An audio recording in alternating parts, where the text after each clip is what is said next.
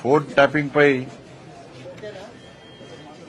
రాష్ట్ర ప్రభుత్వం నియమించినటువంటి special investigation team SIT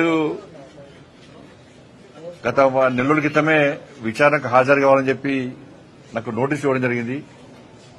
వాస్తవానికి గత వారమే హాజరు కావాల్సి ఉండే, కానీ పార్లమెంట్లో ఆపరేషన్ సింధూర్పై చర్చ ఉన్న సందర్భంగా పార్టీ యొక్క ఆదేశాల మేరకు ఆ రోజు పార్లమెంట్లో తప్పకుండా పాల్గొనాల్సి ఉండే కాబట్టి సిట్ అధికారులకు సమాచారం ఇచ్చి రాలేకపోతాను సమాచారం ఇచ్చిన వల్ల తిరిగి ఈ రోజు రావాలని చెప్పి సిట్ అధికారులు నోటీస్ ఇచ్చిన తర్వాత ఇలా సిట్ విచారణకు వెళ్తున్నా. నా దగ్గర ఉన్నటువంటి సమాచారం, నా దగ్గర ఉన్నటువంటి రికార్డ్స్, కాన్ఫిడెన్షియల్ రిపోర్ట్ అంతా కూడా సిట్కి ఇవ్వబోతున్నాను. ఒక కేంద్ర మంత్రి కాకుండా ఒక బాధ్యతయుతమైనటువంటి ఒక పౌరునిగా నా దగ్గర పూర్తి సమాచారాన్ని సిట్కు అందజేసే ప్రయత్నం చేస్తున్నా.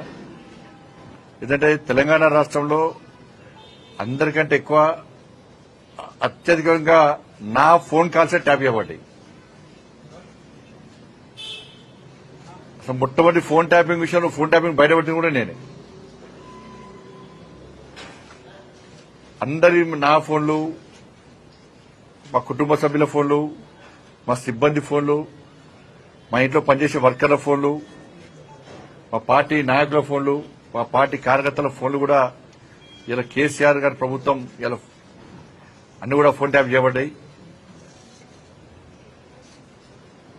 కాబట్టి ఈ విషయంలో ఇప్పటి కూడా ఈ కాంగ్రెస్ పార్టీ ప్రభుత్వం మీద నమ్మకం లేదు, సిట్ మీద నమ్మకం లేదు.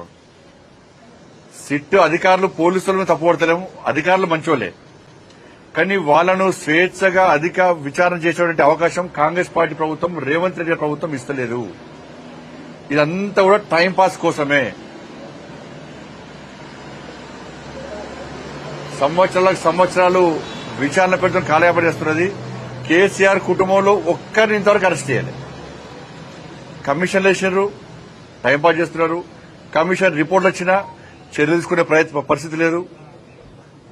కాబట్టి బీఆర్ఎస్, కాంగ్రెస్ ఇద్దరి మధ్య దోస్తానా, వాళ్ళిద్దరు కలిసి ఈ డ్రామాలు ఆడుతున్నారు.